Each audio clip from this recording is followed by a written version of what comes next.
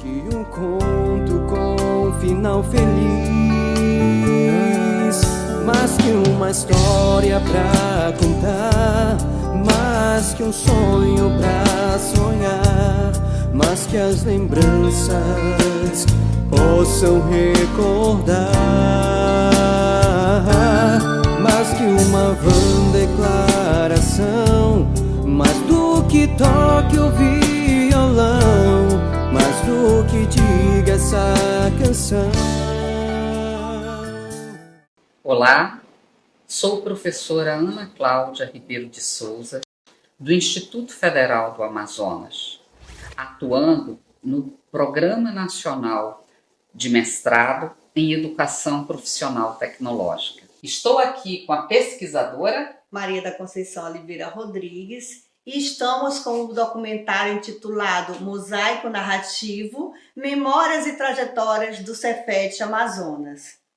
O Cefet Amazonas, o Centro Federal em Educação Tecnológica do Amazonas, que existiu de 2001 a 2008, faz parte da história da educação profissional no Brasil, iniciada em 1909, com o decreto de Nilo Peçanha, criando em cada um dos 19 estados da federação esta instituição para os pobres e desvalidos da fortuna. Em todo um processo de transformação, tivemos em 2001 o nosso Cefet. Fins de 2008, surge o decreto que instituiu o Instituto Federal de Educação, Ciência e Tecnologia do Amazonas. Mas aqui vamos discutir o fazer pedagógico, o Centro Federal em Educação Tecnológica do Amazonas. A pesquisa, ela traz o mosaico narrativo da historicidade das memórias e trajetórias do Cefet no Amazonas.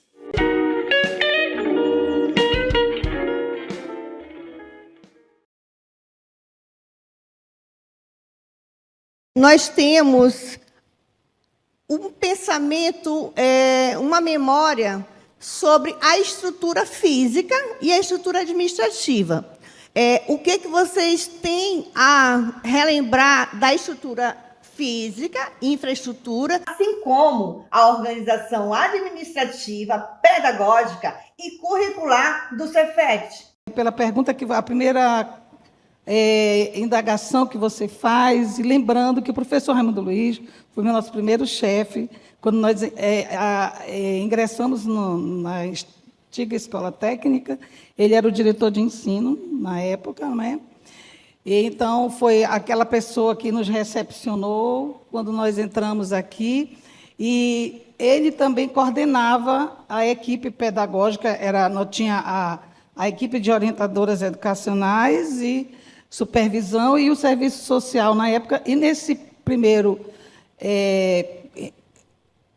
ingresso nosso também entrou também uma psicóloga, que até então, né, professor, então montou-se uma equipe multidisciplinar.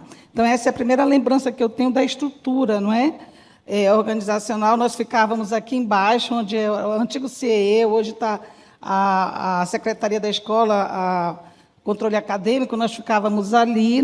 A Bianca me fez lembrar que, nesse período entre ETFAM e Cefet, nós trabalhávamos num salão, né, numa sala grandona lá embaixo, onde todos os profissionais, pedagogos, tais, assistência social, trabalhava todo mundo junto numa sala só, numa sala grandona.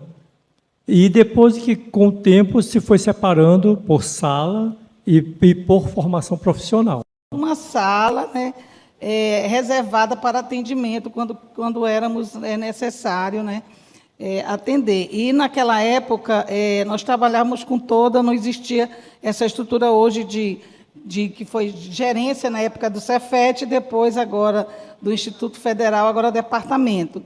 Então, naquela época, nós atendíamos todos os cursos naquela sala. Toda mudança curricular, ela sempre está em sintonia com o contexto econômico, né? E, à época, falava-se muito da escola de qualidade, do sistema de gerência, né? Então, foi incorporado para as instituições, né? E vamos pegar aqui o Cefet como exemplo, esse sistema de gerência, né? E foi muito criticado, né? À época teve suas rejeições, mas era uma necessidade política, né? Transformar ETFA para Cefet era mais uma necessidade política. Então, o professor Raimundo Luiz, em suas palestras, nas reuniões administrativas e pedagógicas, ele sempre falava que o processo de cefetização era uma vontade política, né? Então, que muitas decisões não dependiam somente de um querer dos gestores, né? À época da ETFA. E houve, sim, toda uma mudança, porque a partir da cefetização, como eu falei anteriormente, nós já poderíamos ofertar graduação. Então, houve a necessidade de uma mudança na estrutura organizacional, né, no organograma, onde foi inserido um departamento de ensino superior, que era até a sigla 10, né, Departamento de Ensino Superior. Quando passou a ser Cefet, então transformou em gerência por áreas educacionais. E aí, por exemplo, a área onde eu fui trabalhar, que foi a área de construção civil, que foi minha escolha, né? Porque eu sou egressa da área de construção civil, então foi uma escolha. Assim como a Bianca, egressa de Química, ela escolheu a área de Química, né? A GEACMA para trabalhar. E a nossa sigla, à época lá da construção civil, era GEACC, Gerência Educacional da Área de Construção Civil, e daí todos os cursos, por área de conhecimento. Essa área de conhecimento era de acordo com os parâmetros curriculares. Esse sistema de gerência, houve essa necessidade de ter o profissional da figura do pedagogo trabalhando nessa gerência, porque se hoje nós formos fazer um paralelo entre ETFA, Cefet e IFAM, a gente percebe que na ETFA nós dávamos conta de trabalhar numa coordenação pedagógica, né?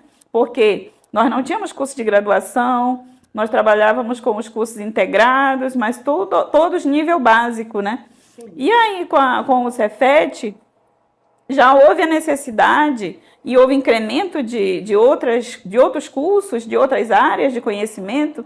Então, houve necessidade também de montar uma equipe, ter o gerente, né, o gerente daquele setor, a figura do pedagogo, do laboratorista, do corpo docente, discente. Então, era essa estrutura, né? O Cefet surge, né, como que exprimido nesse processo de reforma da educação profissional.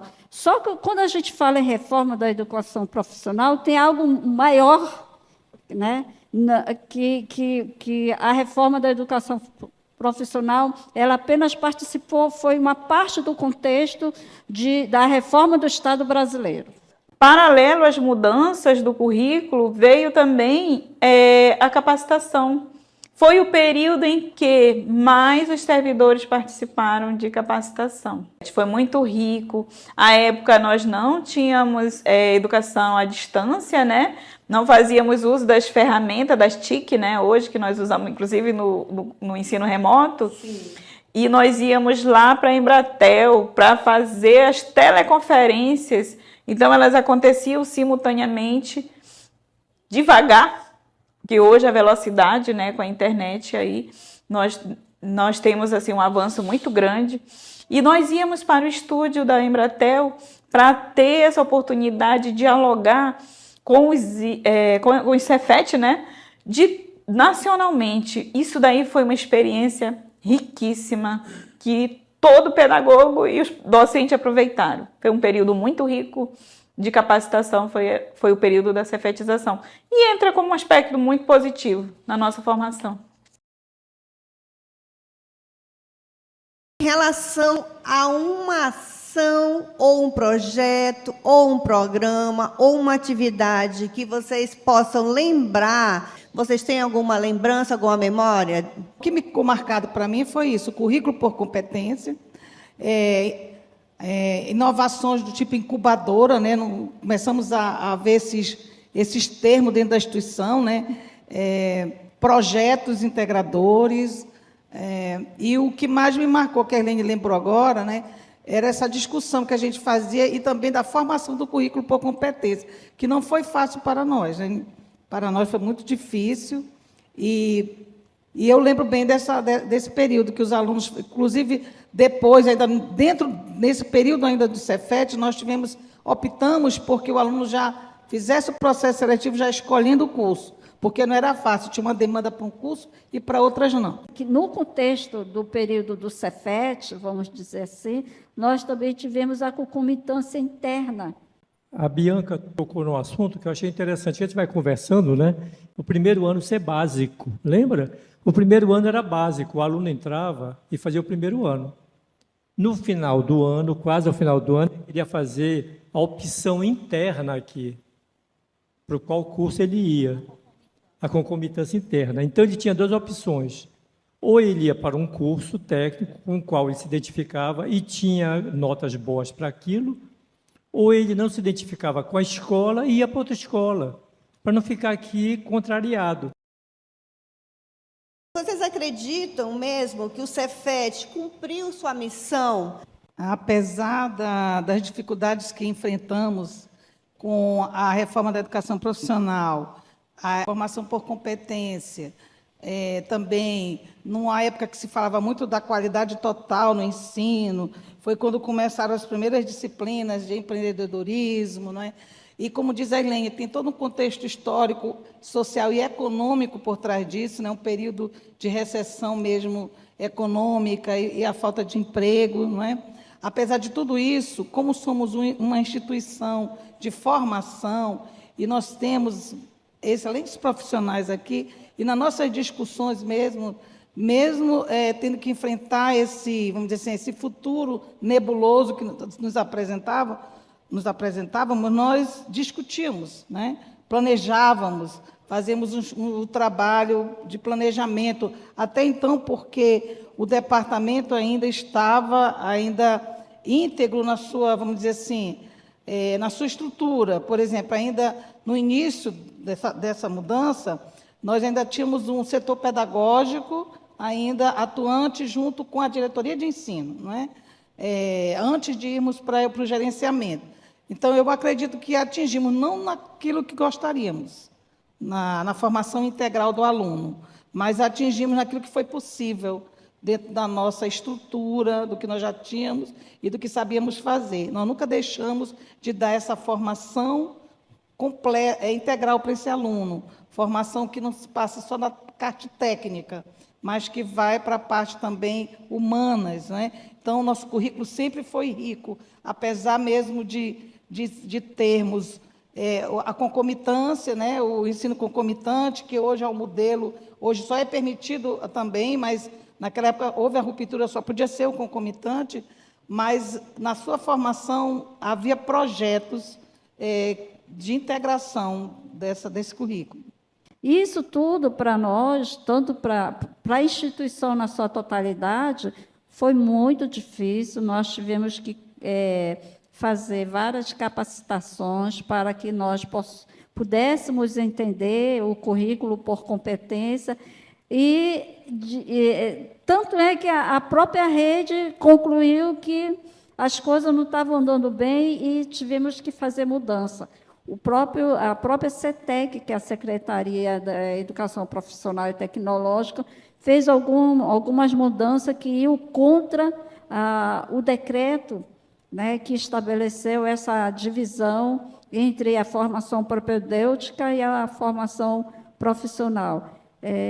De fato, houve um esforço muito grande no sentido de capacitar-nos para que nós pudéssemos, dentro do possível, atendermos o que estava previsto na legislação.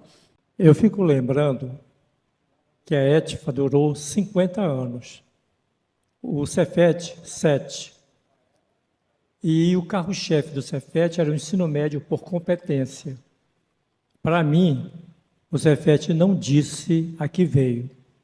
Ainda falando desse período, apesar de não sabermos para onde íamos, mas nós discutíamos muito, nós nos reuníamos muito. Eu lembro aqui no CDI, no Mini 3, eu lembro muito dos nossos encontros, inclusive para decidir se teríamos duas diretorias, diretoria de ensino técnico e diretoria de ensino de graduação superior. Foi quando nós chegamos à conclusão que teríamos duas diretorias. Não sei se a Irlene lembra bem disso. Eu lembro também de projetos cujo tema era meio ambiente, recursos inesgotáveis. Nós íamos trabalhar essas temáticas com os alunos. Então, eu lembro de um período efervescente, do ponto de vista de discussão calorosa entre os discentes, os docentes, principalmente, a diretoria. Isso no período do Cefet. No período do Cefet. Por não desconhecermos, nós nos reuníamos muito, não sabemos o que fazer, né? Tem as propostas nas entrelinhas da lei, mas como fazê-las, né? Então, essa discussão, eu lembro desse período, que até porque nós só tínhamos ainda duas unidades de ensino descentralizadas, né? Que era da UNED, e eu não lembro se já Quari, nesse momento, já tinha. Só 2007, né, Quari. Então, mas assim, a gente era só esses duas unidades para discutir. Mas esse período, eu digo para o professor Raimundo Luiz, é a parte assim que ficou na minha memória, não é? Talvez em termos de registro nem muito, talvez em termos meio nebuloso de futuro, mas eu lembro que não abraçamos isso de mãos cruzadas. Nós discutimos bastante. Na realidade, eu volto um pouquinho lá atrás, que é a questão da reforma da reforma do Estado brasileiro. Porque, querendo ou não, com o decreto da reforma da educação profissional, o que o governo federal quis fazer foi trazer de fora um modelo de gerenciamento que nós tínhamos nos meios produtivos, né? E isso ocasionou bastante desassossego, né, na questão da consciência, da segurança que nós tínhamos do que nós até então éramos, uma instituição de formação profissional, né, com curso integrado. Nesse momento, nós praticamente só tínhamos um único processo formativo, que era o ensino técnico profissional, e com a reforma nós já começamos a mudar. Por exemplo, a educação profissional passou a ter 3 tipos de formação: a integrada, a integrada não, ainda não, era o concomitante, certo? E o subsequente. O concomitante é quando o aluno tinha 2 matrículas, uma no ensino médio, na mesma instituição, uma no ensino médio, uma na educação profissional, e o subsequente é aquela formação que o aluno já tem uma formação de nível médio, pode ser qualquer tipo, médio, EJA, aí ele volta para a instituição para adquirir uma formação profissional, entendeu? Isso foi o Cefet, né? Então, foi várias mudanças, o currículo integral, o currículo por competência, o corte que houve na formação profissional, entre formação propedêutica e formação profissional, entendeu? Tudo isso, de fato, gerou um desassossego, e isso, querendo ou não, provocou que nós fôssemos buscar, através de leitura, de estudo, de pesquisa, de reflexão, de que forma a gente poderia, vamos dizer assim, efetivar essas mudanças sem que houvesse muito prejuízo para os alunos, principalmente para os alunos, né? E nos apropriarmos e, acima de tudo, compreendermos e estudarmos o que estava acontecendo.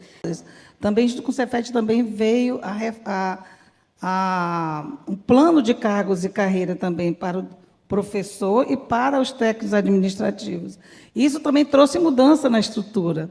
Por quê? Porque, na época, quando eu entrei na instituição, eu entrei como orientadora educacional. Tinha a supervisora e tinha a orientadora educacional. Isso era ETFA, né? Isso é ETFA. Com o Cefet, E com a mudança também, o plano de carreiras também vindo junto nesse bojo, né? Já ainda no período, não logo no início, mas no decorrer do Cefet, não foi logo no início, ela está bem me lembrando que foi em 2005, mas isso foi trazendo também modificação na estrutura, né? Ao ponto de nós não ter mais assim a equipe de orientadoras nem de supervisores, e sim uma equipe única, que era a COSUP, que a gente chamava, né? A coordenação, né? COTEP, na realidade. COSUP era a supervisão e COI era a orientadora educacional. Então, nós tornou COTEP, né? Para depois nós estarmos, então, nas gerências. O projeto Cefet vai aos bairros. Vocês têm lembranças? Sim, eu me recordo de alguns projetos, né? Trabalhamos com o ProJovem, e o ProJovem, gente, uma metodologia riquíssima. E como o Cefet ele tinha esse know-how na parte da educação profissional, nós fomos convidados, né, a fazer parte desse trabalho, foi bem interessante. E um projeto marcante, né, do Cefet era o próprio nome, Cefet vai ao bairro. O Cefet ia em uma comunidade e lá levava seus profissionais, os docentes, os técnico-administrativos, em suas habilidades, em suas competências, para fazer oficinas. Eu lembro muito bem o trabalho do Dr. Onete, né, odontólogo, e ele dava palestra sobre os cuidados, higiene bucal, e nós tínhamos o professor Juvenal na parte de direito, né? E ele tirava as dúvidas, ficava aquela fila enorme para tirar dúvida sobre a parte legal, né? Na parte jurídica. E isso aí era um trabalho assim, muito rico. E lá da Construção Civil, nós levávamos os painéis de instalações elétricas para que as pessoas, quando fossem fazer suas instalações elétricas, não corresse risco de pegar um choque, né? Então, tinha as oficinas de instalações elétricas. E na parte da civil, nós utilizávamos também um pouco da arte e trabalhávamos com a texturização de massa corrida.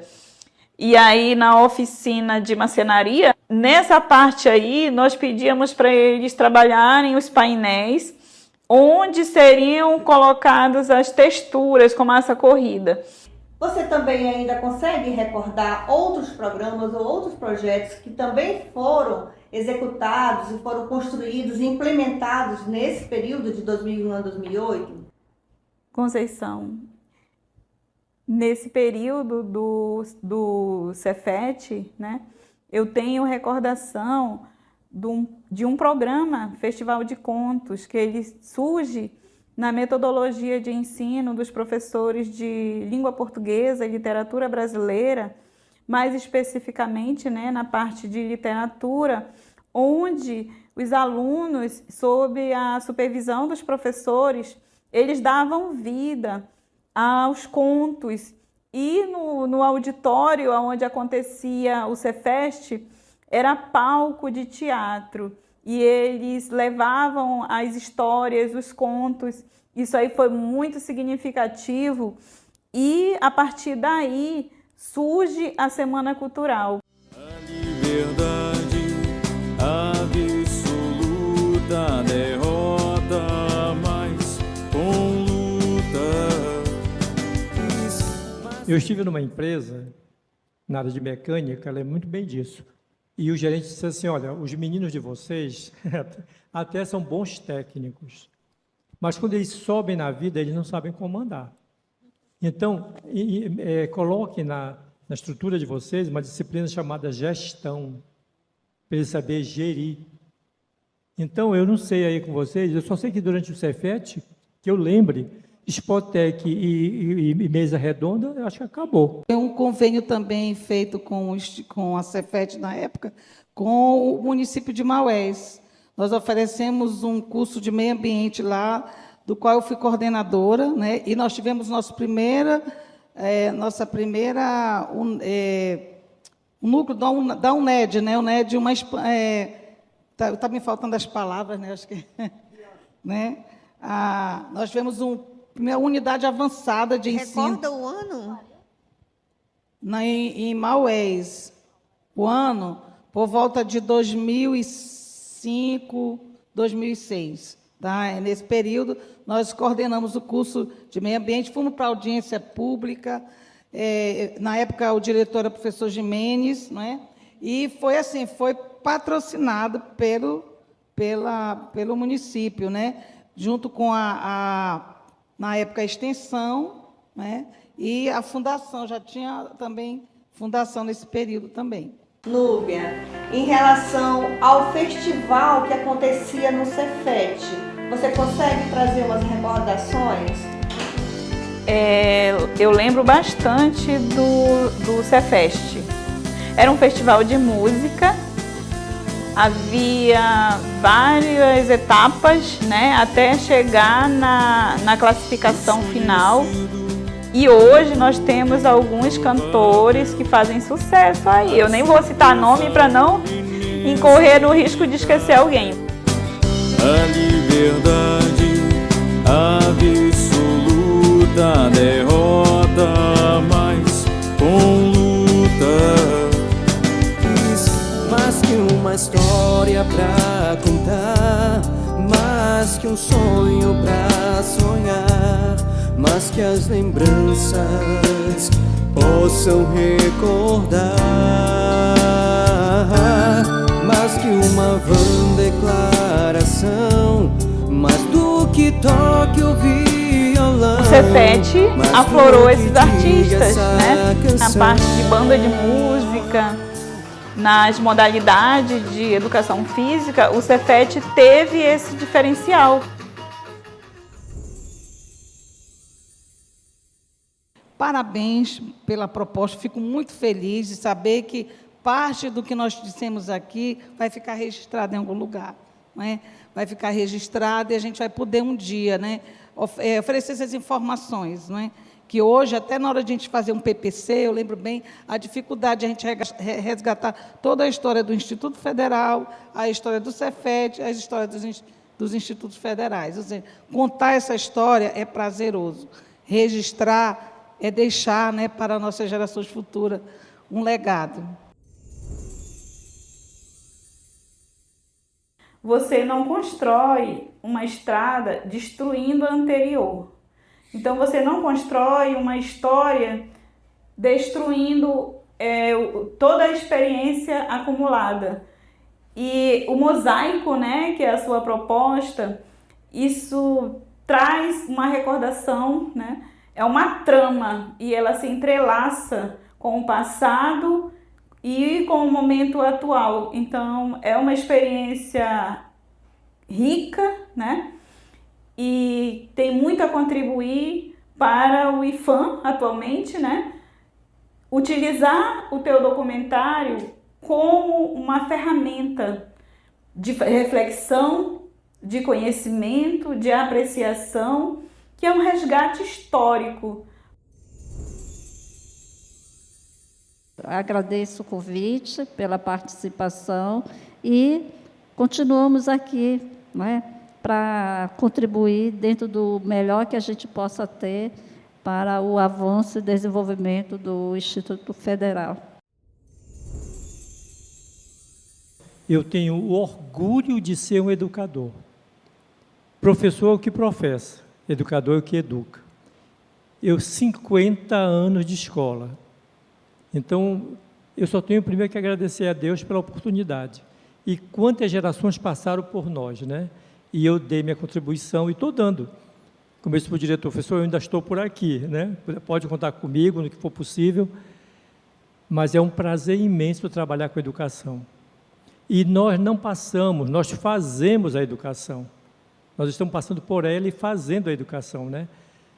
As gerações vêm por aí, você, eu, as meninas, né? Mas um dia eles se lembrarão de nós e farão talvez até melhor do que nós estamos fazendo, porque a vida continua. O mosaico narrativo pedagógico Memórias e Trajetórias do Cefet Amazonas no período de 2001 a 2008, neste documentário, apresenta o Cefet enquanto um lugar de atuação em período de transição, de espaço de experiências coletivas e subjetivas e de um campo de histórias narradas. Este trabalho caracteriza-se pelo gênero oral depoimento em documentário. Durante o processo de pré-produção, tivemos pesquisa documental, briefing, roteirização e cronograma de produção audiovisual. A etapa seguinte, a de produção, fizemos a captação de depoimentos e a última etapa se deu com a pós-produção, curadoria, edição digital e finalização do produto educacional.